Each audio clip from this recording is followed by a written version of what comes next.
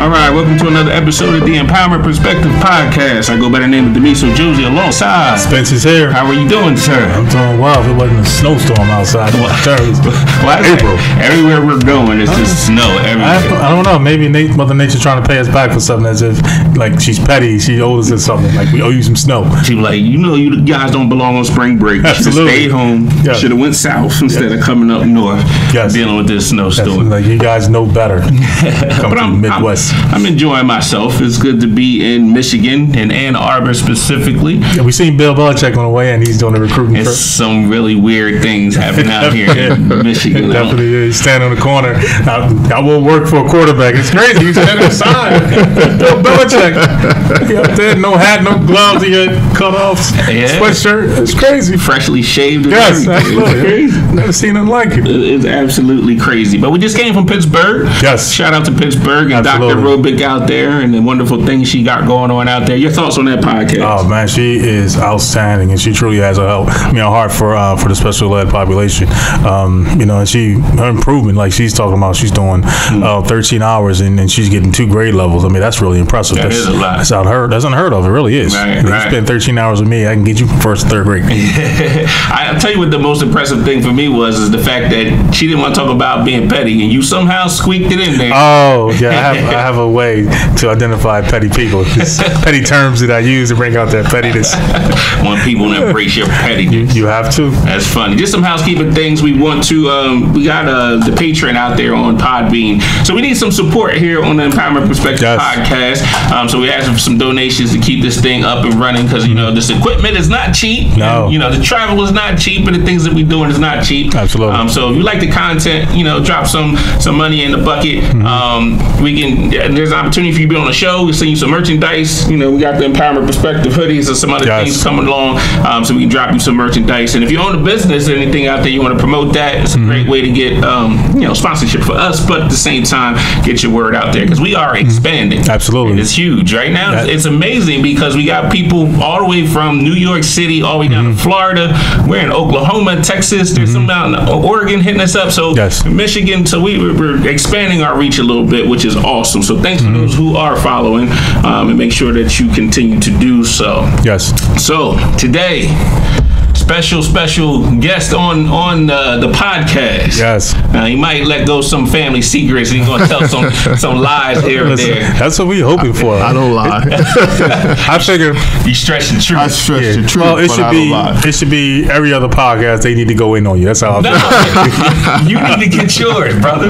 You need to get That's petty. It is petty. Listen, I don't want no parts of it. You can just keep it all to yourself. So every other podcast we bring somebody on that's just going to go in with you. I understand.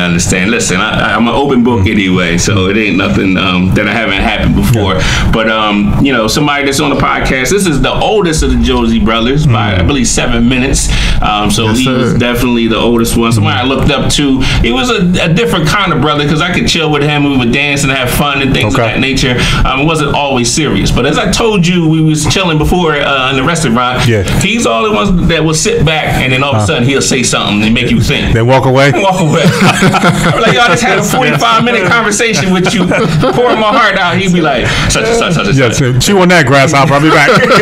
And drop the microphone and be done with it. I'm like, this guy's crazy. But he's currently an electrical engineer and works for the company Bose, flies around the world, does crazy things. Obviously, you guys know my story and where we come from. So just to see my brother do things that he's doing on that level is amazing. And somebody that I definitely look up to, even though I shouldn't admit that. Yeah, I was going to say, can you say that again? I'm really enjoying that. It's for the ratings. It's really hurting me right now.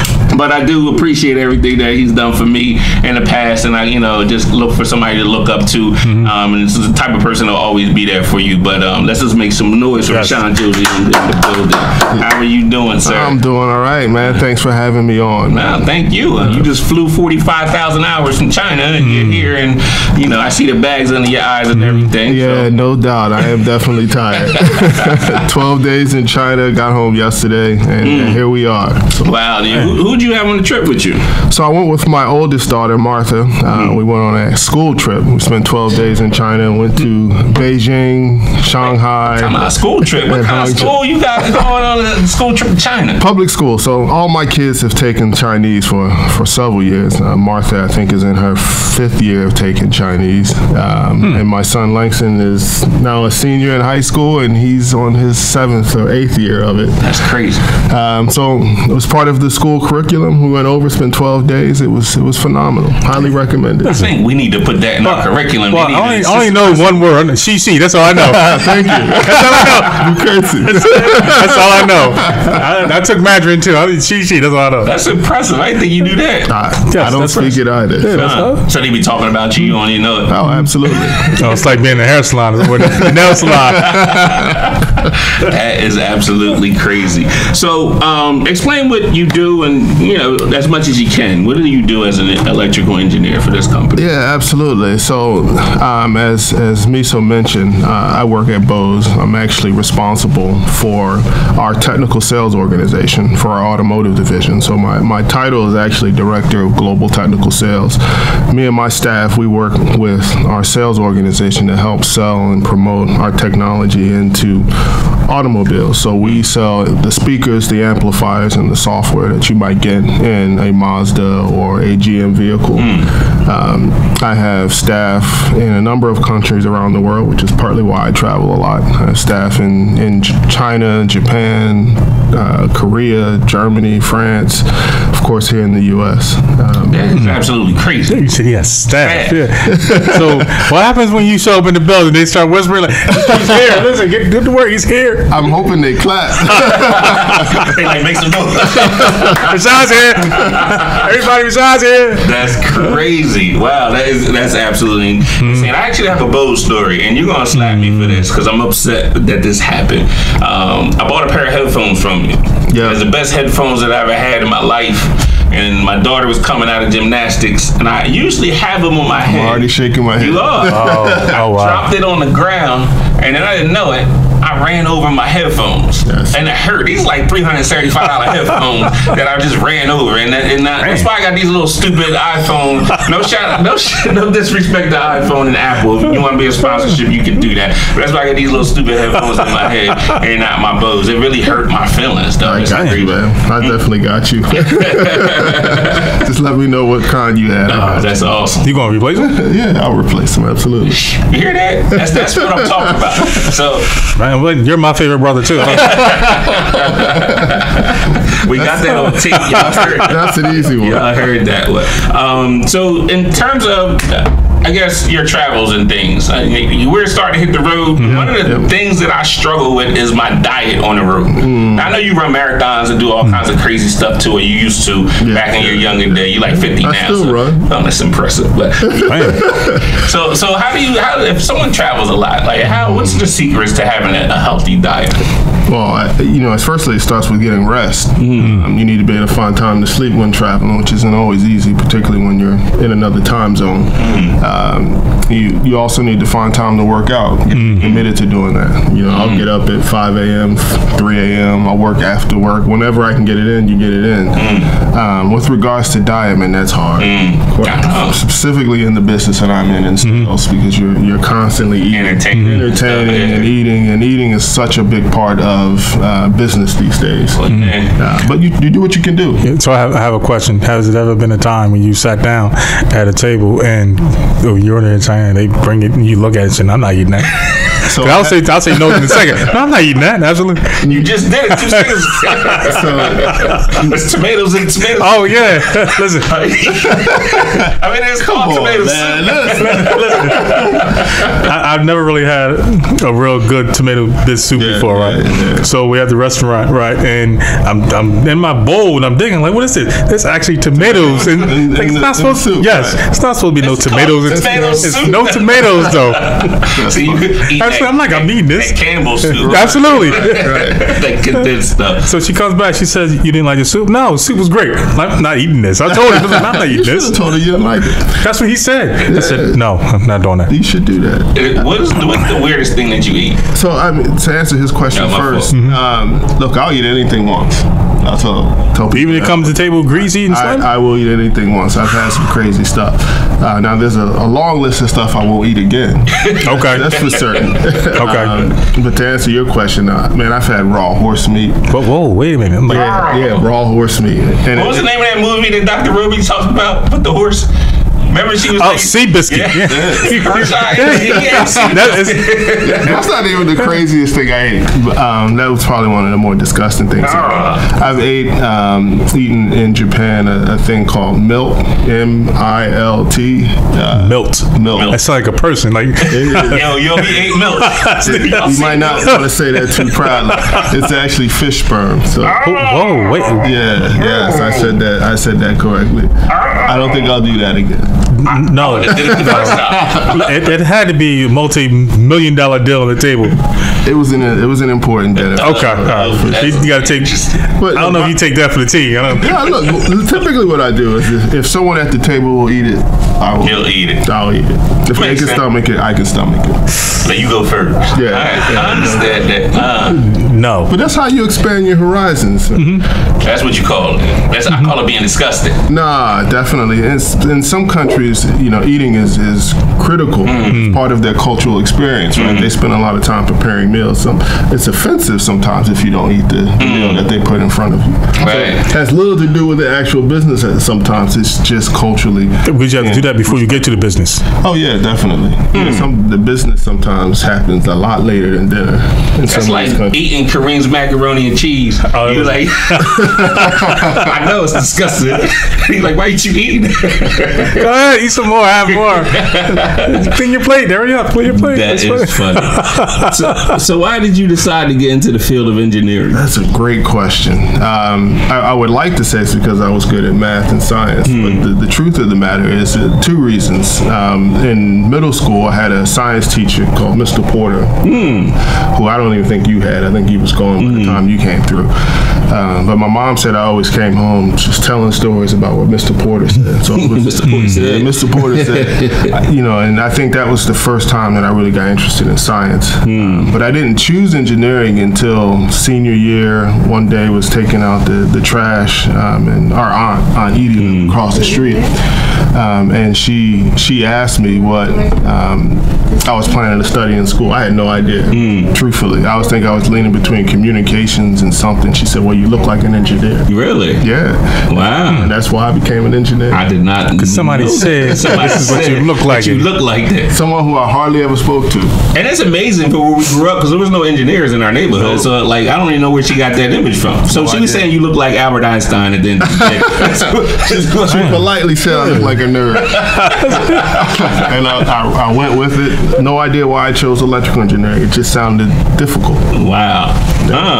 That's really interesting. It is. So after we'll get into your high school, college, and sports and stuff like that. But when you left Delsea Regional High School, you chose to go to an Ivy League school, and part of it was athletics. But why Penn? Yes, I'm going there already. Why Penn?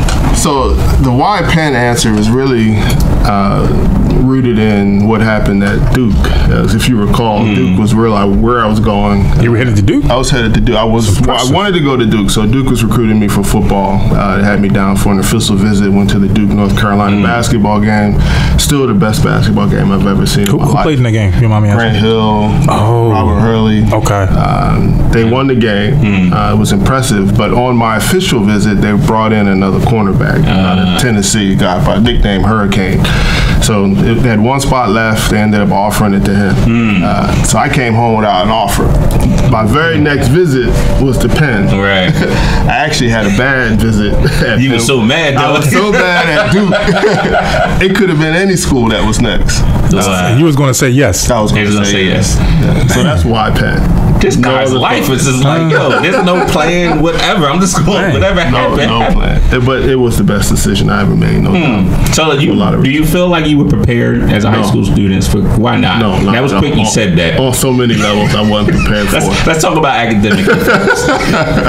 Academically, no, not at all. In fact, I struggled my first semester. And at the time, I blamed it on football, because football in college is a full-time job. I know we'll talk about that.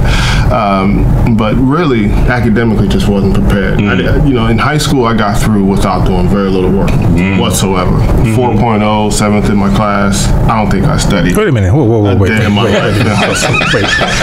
Okay. You just can't throw that in there. No, wait a minute. Hold on. All right, I get the 4.0. I get that. Yeah. All right. How did you get to be 7th in your class?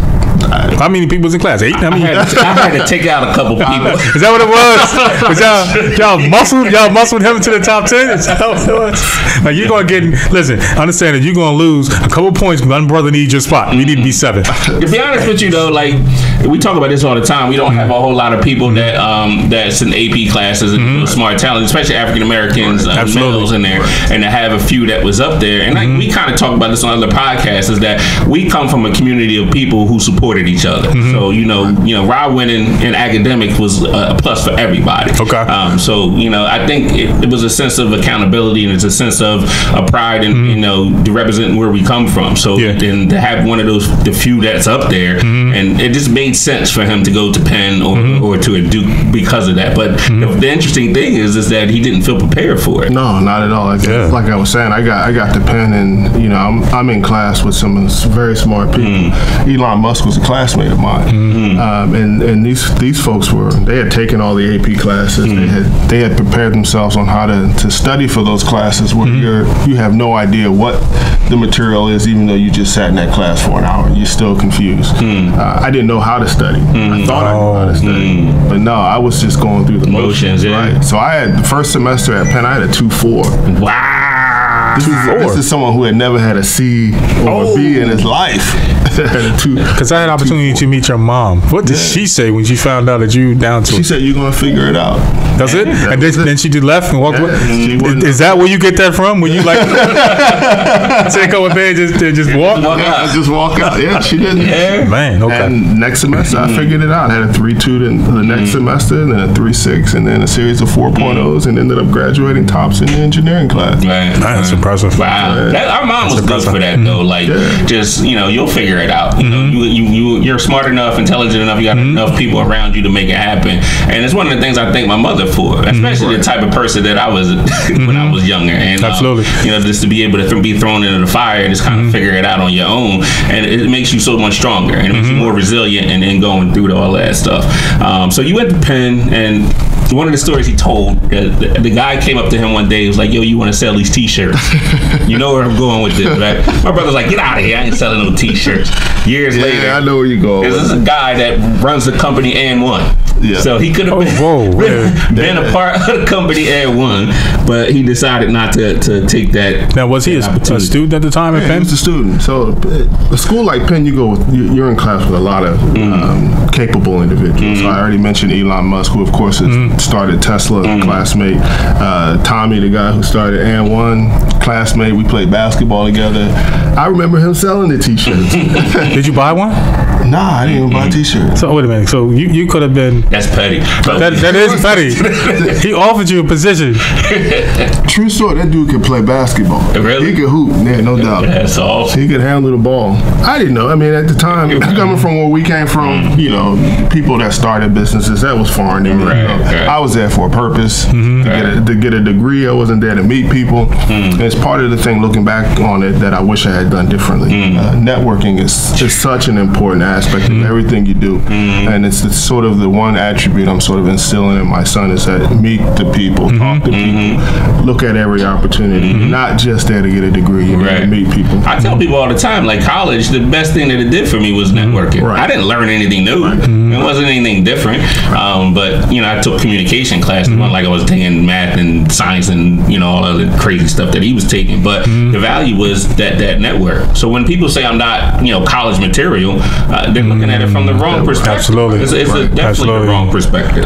It's not a time that you can go and learn something different while you're there, because that college life is crucial to your development. You're talking about people that you can meet. You're going to be with them for the rest of your life. For the rest of your life. Some of your best friends you can become. So what other aspects you say you were not prepared for college with? So I mentioned networking, being comfortable, being uncomfortable, right? Being comfortable going out and meeting with the professor and asking for help, or going up to him and saying, look, you got a internship or research assistant job that I can help you with. Right. That took a while to get used to. That's crazy. It's interesting you say that, because I use that today, is that I don't want to feel comfortable. Because when I think of comfortable, I'm thinking vacation, right? So when you're on vacation, you're on the beach, you're lazy, you ain't doing anything. You know what I mean? It's that state of being comfortable. So I always look for those opportunities where I'm uncomfortable. What's the next challenge? Where am I going to step out of my comfort zone and be able to do things? So coming from where we come in our family, especially our family, you weren't no hugging and saying good morning to people in the morning and stuff like that. So you guys aren't warm and fuzzy? No.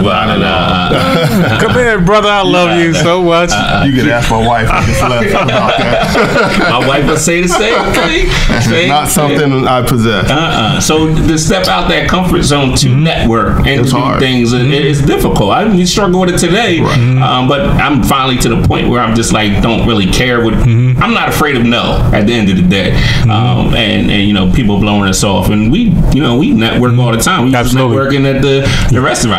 Before it got so uncomfortable that I didn't. That was too far. Like, there's a lane of uncomfortability that you go in, but then there's a whole nother lane that you say, no, that's okay. He was speechless. I just shut it down. I was like, yeah. They were going somewhere I didn't want to go. I didn't want to. Of course. That is interesting. I tell you though, what I was prepared for.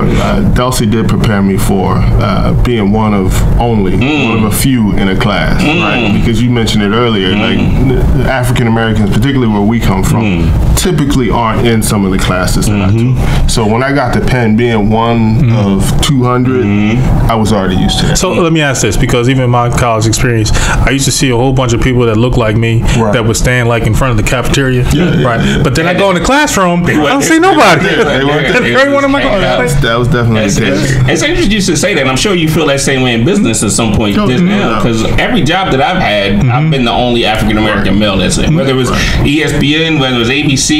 Yeah, ABC was a little different. We had a couple of African American females, but there was no males. And then I'm in a position in education. I was especially in administration. Oh my goodness, it's like you're an island on your own. So Delcy does prepare you. That type of education in an odd way. I think it was intentional. No, and it prepared you for some of the ridiculous comments that you will receive. And I give motivational speeches, and one of the stories I tell is when the principal, I won't say his name, came and brought you guys to the office and said, tell me about your beads. And I thought that's the more beads you have, the stronger your posse was. So we talk about being students of your students all the time. We weren't troublemakers. We never got in trouble. No, keep that on that side, because I will admit that I wasn't trouble. Keep that over there. Keep them the Josie family, because I already know what I was a part of. So that is funny. So before we go deeper into your career and things, let's talk about staying at the high school level. How important was sports to you? It was everything. People always look at me and say, you were the studious one, you're the academic, you could care less about sports. That was actually untrue. I cared a lot about it.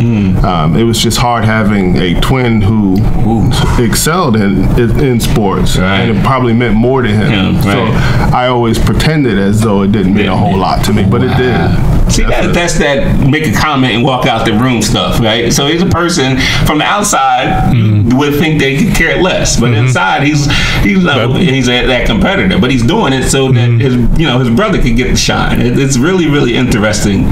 So you took the sacrifice. Had to. So you were Pippin. If you want to call it that. Yes, that's who you were. Let him be Mike, and you decide you're going to be Pippin. Let me say this. In all fairness, on the football field, yes, he was Pippin. On the basketball court, I think the roles were reversed. It was reversed. And, you know, being a twin also, you sort of had that dynamic from birth, right?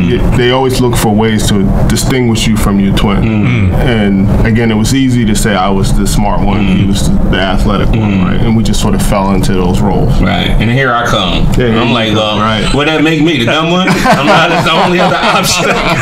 That's the only role that was left. You were the blended one. You had them both. That was truthfully, you had them both. That was it. It was really interesting. But we talked on the way up here too about just in college and how I got to experience the college life 4 years before I was actually in college because of them. Just another one of those life lessons that they were able to teach me. So I was able to see, watch that progression and watch them grow and talk about networking and going to class and things of that nature. And I just kind of just follow suit with it. You know what I'm saying? And I saw that, all right, if my brothers can make it 4 or 5 years and get out of there, I said, I don't have an excuse. So it's like, you know, with that and the pressure of the community, like everybody was doing it. So it was like, I gotta win. Like I can't fail. So having that support system and even having those examples above you is crucial. So I implore everyone to find that role model, whether it's family or not. You know, someone that's out there doing great things. Even us now, I look at people like E.T. the hip hop preacher. I look at Tony Robbins. I look at people that are doing it. It's like, all right, so how can I put our own little flavor onto these things? So that's a big thing. Well, I say when I actually have an opportunity to meet, you know, your friends and your family, I'm always amazed because you guys, it seemed like it was a community within a community with you guys, and you guys just seem to always support one another and wanted to be there for one another. So I mean that's big because you don't find that a whole lot in any type of community, regardless of the ethnicity. You don't find that people are willing to help each other and bring them along gradually. Like you could have told your brother, no, you're not coming here, you're too young, you're not ready for this. But something within you said, you know what, he may be able to learn something. So come on and I'll show you what this college life is about, and maybe this would be the spark to get you to work even harder in school. There was another element that we were dealing with our family, which I wrote about in the book and things. So my brothers were giving me that safe haven too, because they knew I was there and having to deal with all that. It took a long time for me to understand what they were doing into my adulthood, because at the time, if you read the book, I felt like they were leaving me. Read the book, everybody. After Life Music, make sure you read the book. But I appreciate looking at it now as an adult. I appreciate the things that they were able to do for me and on that level. But I learned so much from that experience. Just going out there and like I said, just watching their footsteps. I've been doing it for my whole life, and it's just weird being the youngest one. Like you got to blaze your own trail at some point. So I would do some stupid random things at times, and sometimes it was just like, okay, I got to balance this athlete / you know, academic person, you know, and all those things. So. I think some of my classmates consider you family. You know, I think you can call, you know, Joe. He'll do anything for you. Absolutely. Jamie asked about you the other day. Jerome, you know, Jerome's a coach of the Celtics.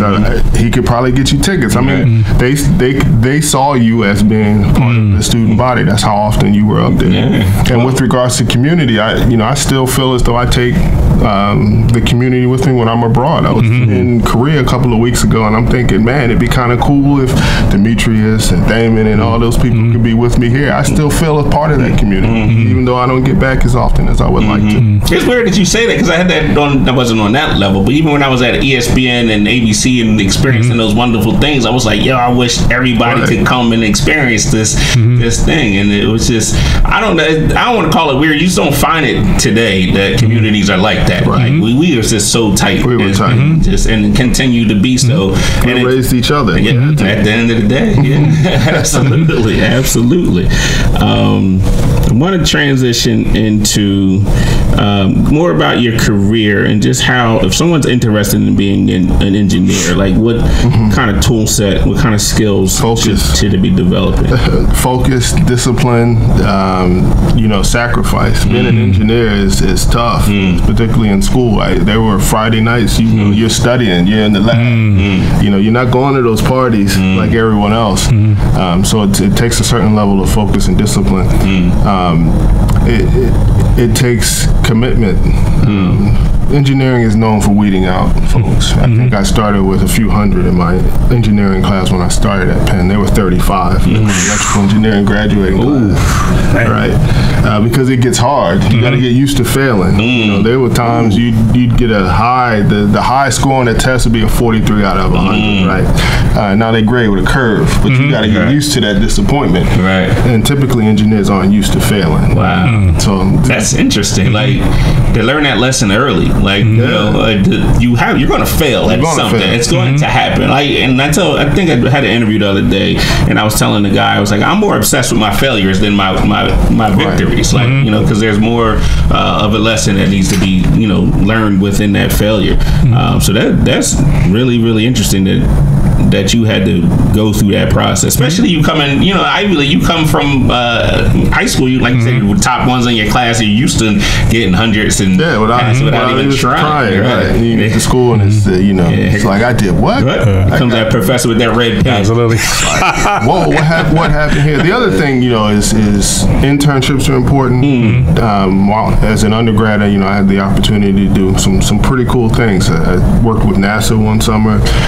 Worked on robotics, did some hologram research, met some really interesting people. Went down to Texas to look at the super collider, which smashes atoms together. So it's seeking out those type of opportunities as well is important because experience really does matter in engineering. Right. Yeah, keep using those big words. We want to get some electrical engineers. How do we get more African Americans into the STEM related fields, specifically African American? It starts with teachers. We got to get teachers that are comfortable teaching the material and not being uncomfortable with it themselves. A lot of times, I got 3 kids, and a lot of times you'll hear from their teachers and you can sense that they're uncomfortable and unsure about and not confident in teaching math and science. We got to get people in the classroom that are comfortable teaching it. Let me ask this, and this is the question that me and your brother talk about all the time, and why they keep trying to recreate new ways to do old math. Old math, that's an example, right? Math is math. Math is in English. And I don't understand why they, so we started out with math that was probably developed back in Africa, and they made it real simple, easy process. Then as it traveled, I guess, against different countries, then they tried to redesign something that was easy. I think it's a weeding out process. Is that what they're trying to do? He talked about, like, as an engineer, like it's a weeding out process. I always look at education as how much can you take before you quit. Yeah, right. It's like a Rocky scene. Right. Like, seriously, like, so it doesn't make any sense that they would change, the way they teach math. It doesn't, because now we talked about how can a parent help their kid if they didn't. I can't. It's tough for me, and I have a math degree. Right? I sit down, I'm like reading paragraph after paragraph on how to do algebra. Algebra, right? It's that new math. That is crazy. But some other things that you can certainly do as parents is exposing your kids to technology. Take them to the science museums. Which ones would you recommend?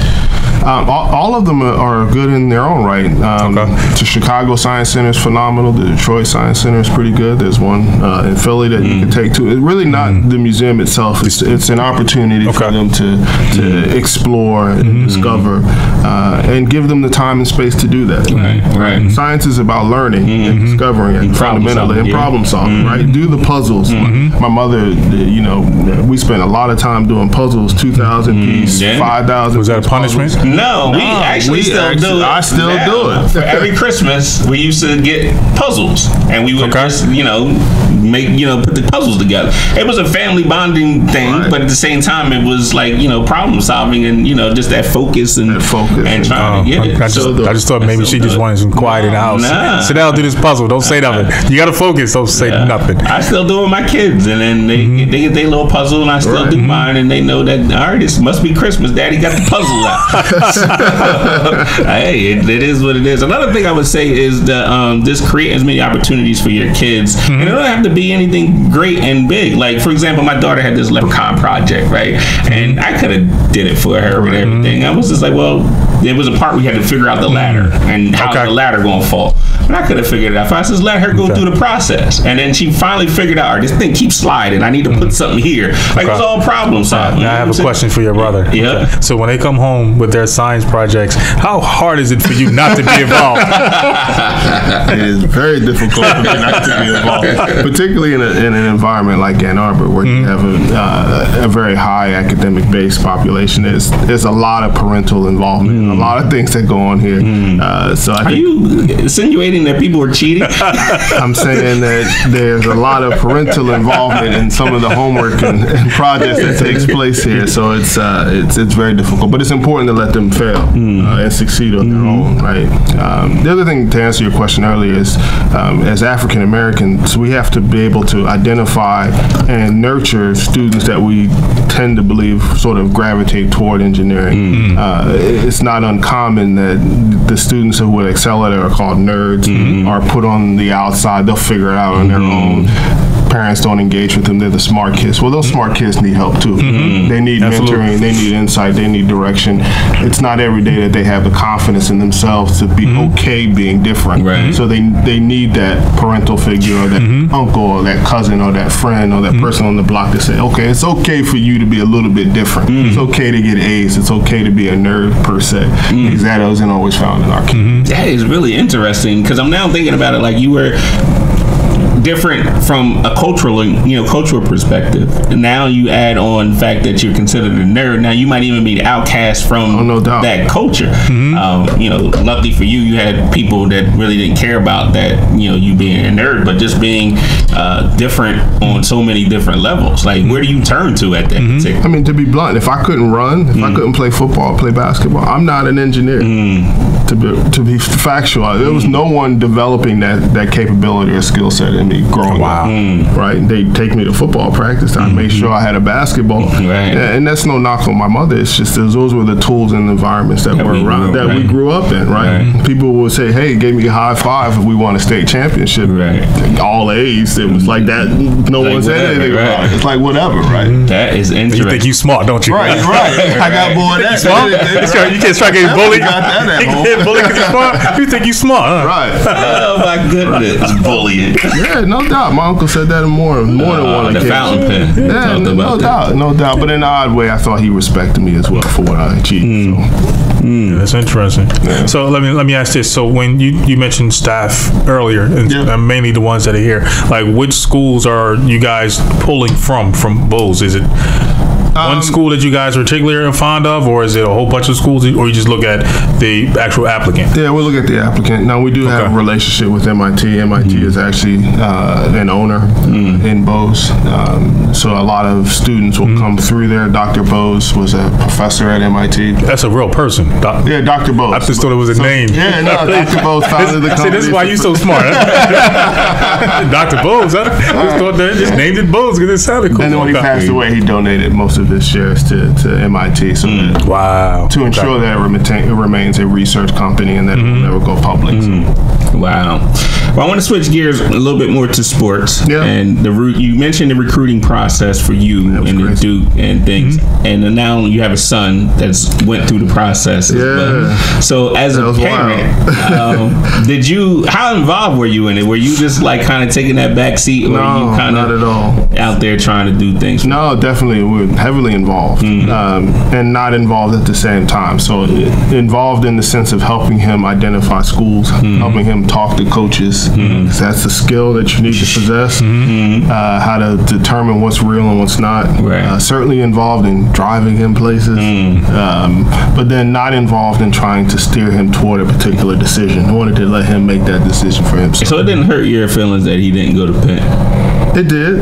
I'll be honest with you. There was a part of me that wanted the legacy and have him go to Penn, but he found the right place for him, which made me feel good at the end of the day. And where's that university? He's going to Washington University in St. Louis, studying business and Chinese and playing football.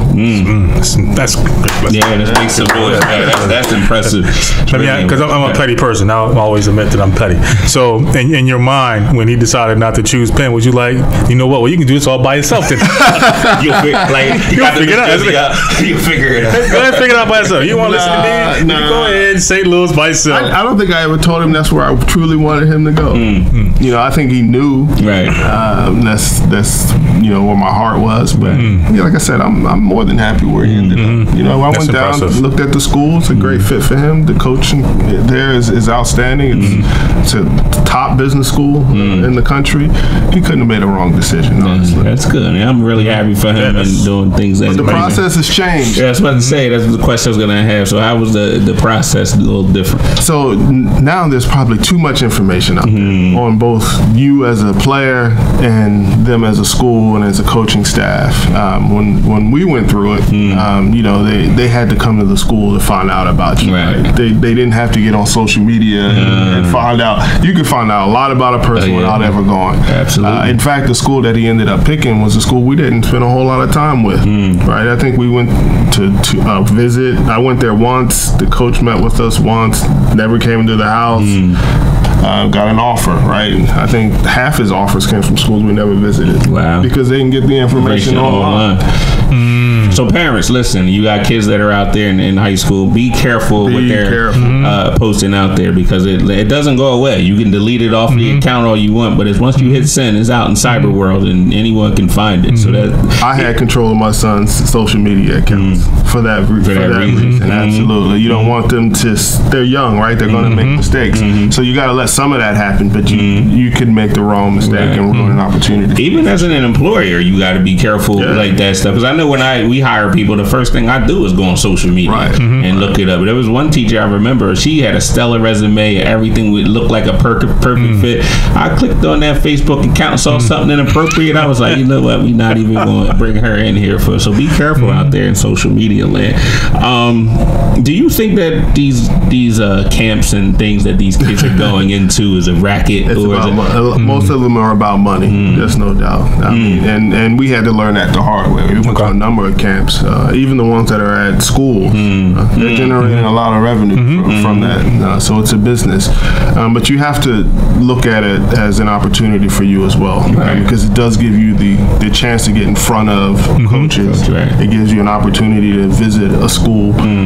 Part of the discovery process for us was trying to figure out what type of school fit for him. Urban, rural, large, small, and going to those camps. What about weather? Because it's cold outside. Did he take into consideration? Listen, he's from Michigan. They're already used to that cold weather. Weather wasn't much of a factor for him. So I have a question for you, not to get off topic about the recruiting process with your son. My whole thing is that if I had that much ability and the University of Hawaii came knocking at my door, you going,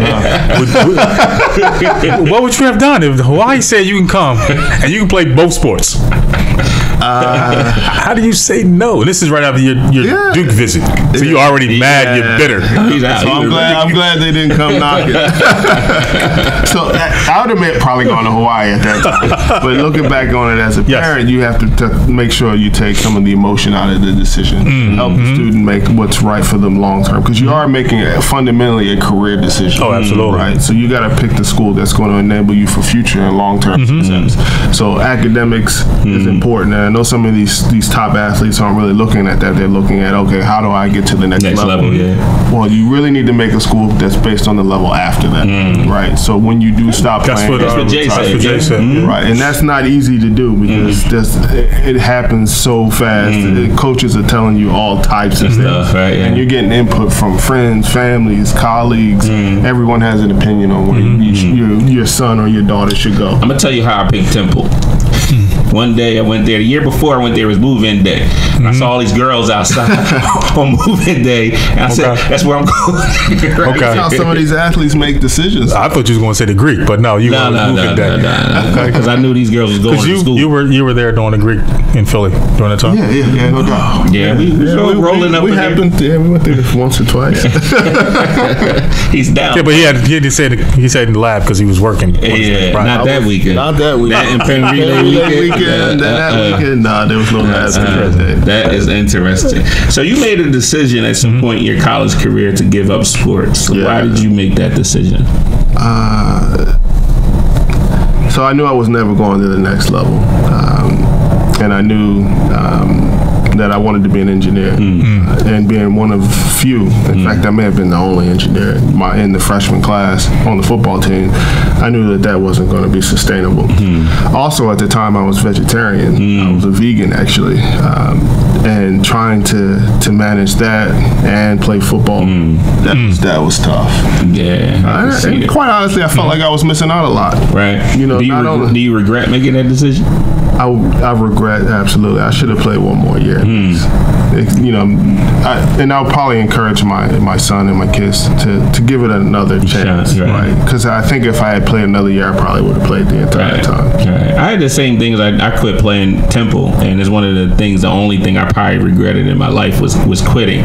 But you had mentioned earlier that it's a business, and it kind of takes the fun out of the sport. And especially if you're somebody like me, I didn't really love football like that. You gotta love it. You gotta love it, and it's just it takes it out. So I make sure that I try to tell students all the time: make sure you enjoy your experience in high school and enjoy that. School. So let me ask this: when you guys are in college and you making this decision, right?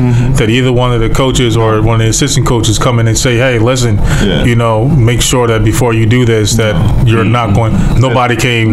No one said that. No one, and I didn't have. You know, my father definitely was not around much at the time. No one came to me and said you should think about it. Right. They made it easy. So you're absolutely right. So let me ask. So when you guys made that decision, you didn't have to make it while the coach was standing in front of you to say, "Coach, I'm not going to." I'm gonna tell you exactly what I did. We was in summer camp, and I had this duffel bag full of clothes. I had no TV and nothing in the room at the time, and I'm sitting there, and I was like, "Why am I doing this?" Like we just came off of 2 days. My body was beat up. I was like, "Why am I doing this?" I called my mom and said, "Come pick me up." She thought I was just gonna come for the day or whatever. Grabbed all my stuff, and I was out, and I left. And the thing that made me regret it the most was my brother was getting married, and he had changed his wedding day because we were going to play the University of Western Michigan around that time, and I had quit. And I was like, when I look back at it, I was like, yo, he changed everything, and I just up and left, and it was like, yo, why'd you do that? And I just felt the same way. I was like, I'm not going to make it to the next level. I'm out here getting beat up. I can't take the classes I want to take because of the schedule thing. I was like, you know what? I can't. I'm done. So it was a tough decision, but it's interesting. Nobody came to look for either one of you guys? No, part of the reason I think it was easy for me is the staff that recruited me was in transition at the time. So they had brought in a new head coach. He had brought in his staff. So the people that brought me in changed. So that maybe if the recruiting coach that I had come on with knew, maybe he would have, lobbied to keep me around. But no, I mean, in some of these schools, they got, 100 kids on the team, right? They're not going to police everybody. No, look, the point I want to make for all our listeners is to say that when they come into your living room and they sell you this dream, he's going to be my son, and I'm going to love him. That changes the second you hit campus. Well, the thing is, and when I took Langston to the Penn camp this past summer, and it was like the coach was like, my job is to find your replacement as soon as you step on campus, and that's the case. So every year somebody's trying to replace you, and if you ain't into the sport and you not performing, guess what? You had that great shirt on that we talked about. The great sweater. So there's no loyalty here at the next level, right? There's no obligation because your daddy played for you, or you're a friend of the program, or they like you. Nah, that's not college. But I wanted to point that out because a lot of times when you have these AAU coaches that come into your living room, when you have these college coaches, even these high school coaches, and they come in, they sit down, and say, "Listen, I'm going to love him, and I'm going to look out for his best interest. You don't have to worry about it, Mom. You don't have to worry about it, Dad. I got him." But then when he's going through that time where as though that he's unsure about what he wants to do, and now nobody's around to even have the conversation, or rather not, if you should continue this or go and do something different. So that right there, I mean, that's major. So I mean, I want people to understand that. Good point. This is a business, and it's a business only. The business of winning. What have you done for me lately? Yes, absolutely. Backtrack a little bit. You were on a state championship team for basketball. Yes, sir. And we had a discussion at dinner today, and we've always had this discussion. I don't think we've ever played one-on-one seriously together. I would beat you. See what I'm saying? See? Interesting. Wouldn't even be close. See? That's what he's claiming. playing. All right, so game to 11, who wins? Me. I'm winning. I spot him 10. I still You spot him 10. He's not getting. So this. So is this make it take it? Is that what it is? Whatever he wants. Are you taking him in the post, or are you just going to? He can't do it. He's too old. Nah. I'm not talking about this in the prom. In the prime time. In prom, because we always had this conversation: who's better, LeBron or Mike? I'm talking about in your brother's prom and your prom. Who's better? So truthfully, I'm probably a better defender. He could probably score. He was stronger. I think it would be a good game. It would be. It would be a good match. Truthfully, it'd be a good match. Okay. So let me give you guys partners, right? You get Demetrius, right? He gets Jay. Who wins that? Close. See, I think it's close. That's not even fair. I think it's close. Sorry, Jay, but that ain't. They won't even be close. All right, let's go deeper. Your team, versus the best team that I've been on. Let's say I'm going to say my sophomore year. Who wins that game? Dude, we were 27-0. We won a state title. It was luck. Y'all had bad. It was a bad league that year. The league was down that year. So I don't even know who was your 5. That's bad. That's bad. It's like he never came to see you play. That's bad. Like I don't even know who's him, Jay, Randy, Nino, and I think Tom Freeman was. All right, you do know, guys. You do know it's like 12 people on the team. Like you. No. There was 12 people. There was. They got the gray jerseys on. They practiced though. He said, "Coach, he's tired. Sub. No sub. No sub. Nah, I don't know. That team was special. Nah, that team was special. It would have been tough. I think we would have gave y'all a game for at least 3 quarters. Then y'all probably would have beat us at the end of that. He doesn't agree. So, as you know, we lost one game that year, right? Y'all got blown out that year. And I posted on Twitter probably last year to Demetrius, I want a rematch. I want to play St. Anthony. Demetrius shot back, no. He didn't want no part of that? He wasn't no part of that one. So, all right, who did they have at St. Anthony's? Roderick Rhodes at the time. Hurley was on that team. His younger brother was on the team. They won the tip and threw an alley-oop off the tip. Executed a play off the tip. Wait a minute. All right, so jump ball, dude got it. And then he the wing, tossed it to somebody off the tip. Next play, they get the ball, another dunk. Yeah. Within 30 seconds, they had 2 dunks. The game was over. So it's 4-0. You say, you know what, it was Coach, back to playing up. Let's go home. Let's stay. But I want a rematch. You want to play him again? Oh, no doubt. I don't know. No doubt. That team was tough. They were tough. That team was absolutely tough. Yeah. We transition a lot on our show to talk about music. And I know you listen or used to listen to. I don't know what you listen to now, and you travel so much. But who you listening to right now? Nobody. You don't listen to music? Nah. So my son listens. He and I listen to some of the old school stuff. He's in the Tribe. I went to a Run DMC concert with Rakim. It was pretty cool to see an EPMD. I took my son to see an old school hip hop show that came to Detroit. They had Mobb Deep, so he got to see Mobb Deep for Prodigy. EPMD was there. Naughty by Nature was there. So it's kind of cool that he's in the old school hip hop. Right. But truthfully, I don't really have a whole lot of time to listen to too much of anything. He's in the Kendrick. I know enough to know that I'm not into Kendrick. Okay. So let me ask you this question, because we had this debate on the way up, and we want to ask Kyle this on the next podcast. The best hip hop love song. Best hip hop. Your top 5. Wow, that's crazy. That's a crazy question. I used to love her, Common. Ooh. Yeah, that's okay. I give you that one. I'm still going with LL Cool J. I Need Love. Say that. That was number 2. Up there. You got him at number 2? Number 2, yeah. That was the first one ever. He set the trend. Yeah, no doubt. But what Common did was special. That was special. He talked about his love for hip hop. That was special. I'm going Method Man and Mary. I got to throw them up there. I'm trying to think of another one. I'm a fan of Renee. He said it doesn't count because she died. And That's not a love song. It's not a love song. That's not a love song. Yeah, I like the song. She died at the end. How's that a love song? I always used to want to go to St. John's too. So any song mentioning St. John's, I'm like, yeah. Renee was pretty good. Oh my goodness. So you watch a lot of movies on these flights or no? Yeah. What's the last one that got you choked up? Choked up to cry. Yeah. Tearjerker that's coming down. I'll go with a lump in your throat. I don't see you crying. That's crying too. was like I saw Black Panther a few times. Oh, what was your thoughts about that movie?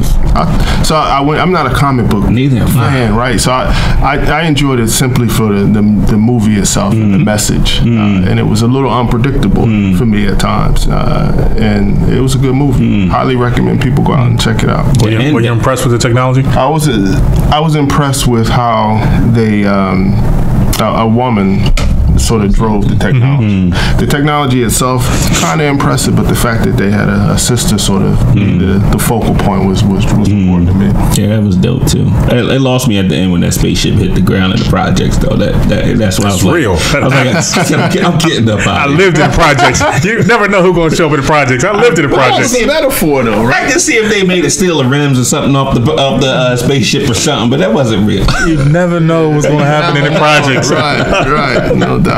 That is too funny. Well, we definitely thank you for being on this show. It was a pleasure. Oh, wait, we forgot my okay. You got to ask your all-time. So here's the thing, right? I'm a petty guy. I'm really petty. You got that. Okay. So my question to you: Are you petty as well? Yeah, you think he can beat me in basketball? That's petty. That's not petty. That's factual. I know that guy. See? Nah, I'm not petty. You're not petty at all. Nah, not at all. Can't be in my business. Really? So when you go out and you're having these business meetings and they mispronounce your name, that doesn't bother you? No, typically I'm good with it. Really? Yeah, no, not at all. And talking about being one of only, some of these countries, they've never seen an African American. Did they touch your hair? You get all types of things. My daughter and I, we were in China. I'm bald. I'll miss my hair. My daughter probably took 50 pictures. What? Really? People, yeah. I mean, they're coming up. Can I take a picture? First they sneak in it, then they come up, they hug, they just haven't. Next seen. podcast is in China. I'm getting hugs all day long. You want hugs? Yeah, so that's it. No, you gotta say Chi-Chi. That's the name of this podcast. But to answer your question, I'm not petty. Not at all. No, it can't be. Really? You gotta keep it moving. Take it lighthearted. You might match a challenge here. I'm trying to think right there. So you don't remember any petty moments when you guys were growing up? Because he has a twin. It has to be some petty. I tried to stab him once. Yeah, I was going to say that. He did try and stab me. You tried to stab him? Because he was being petty. I wasn't being petty. You were being petty? No, not at the time. So why would somebody try to stab you? That's personal. He crazy. That's why. Listen, I had a little anger issue when I was younger. Just a little. I threw an encyclopedia at him once. Yeah. He's smart, so he probably took it and said, I already read that book. Yeah, he knew I wasn't going to stab him. He stood there with his hands crossed, like, go ahead. Go ahead, do it. I thought about it. He talked you I out don't of it. remember what it was on. I don't even know. It don't even matter. He tried to stab Out of stabbing him, he used that Jedi mind trick. He did. I'm staying here. Because it was in a movie. Did you see the last Star Wars movie? Because I love sci-fi movies. When he stood in front of the guy and the guy he swung but it was actual hologram. That's what you was doing. Yeah, I was going right through it. It was a hologram right through. That is absolutely crazy. So we're going to wrap this podcast up. Yes. We figured that he's not petty, but we always ask our guests to leave one last word of encouragement or some words of wisdom for our audience. So if there's anything that you would like to share, either from a parent perspective or educator perspective or whatever. No, I would just say, to all the students out there, be you. If being you is different, be you. And to the parents, let your kids be them. Be who they are and nurture it. Definitely. I got the wide spectrum within my own family. My kids are very different. But my goal as a parent is to let them be themselves and nurture that development. Ms. Spence. Well, I'll say this: it is always embrace your pettiness, but as well as being able to have open conversation, open dialogue with your children is important, and try not to let anyone come within the family and divide, because, like you said before, when the family feuds, nobody wins. So be very careful about the people you allow inside your home to be able to talk to your kids. That's deep. Today's lesson is you'll figure it out. As my mother would say, there's going to be situations in your life where you're going to be your back's going to be against the wall, and you're not going to really have any resources to really gravitate to. But if you believe in yourself and believe in your capabilities, you'll be able to figure it out in business and life and relationships. Work hard. And the key thing is your hustle and your work. And I keep preaching that, and I keep preaching it, because life is going to throw you some curveballs. Things are not going to come to you just because you are you. You got to get up and you got to go out there and grind and go after it. And I see a lot of people that are failing and not getting where they want to go in life for the simple fact that you are afraid to hustle and you're afraid to get up and go. You spend way too much time trolling in social media. You spend way too much time watching Love and Hip Hop and all your favorite shows when you could be out there grinding.